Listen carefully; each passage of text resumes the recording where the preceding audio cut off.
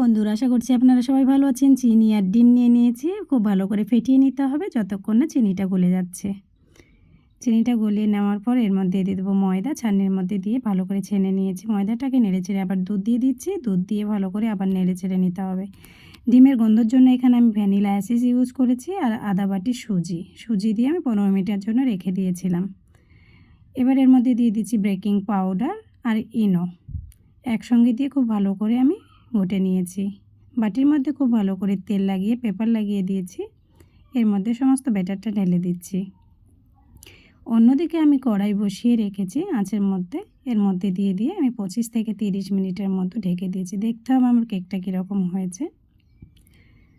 কিছুক্ষণ পর আমি কেকটা ঢেলে দেখছি।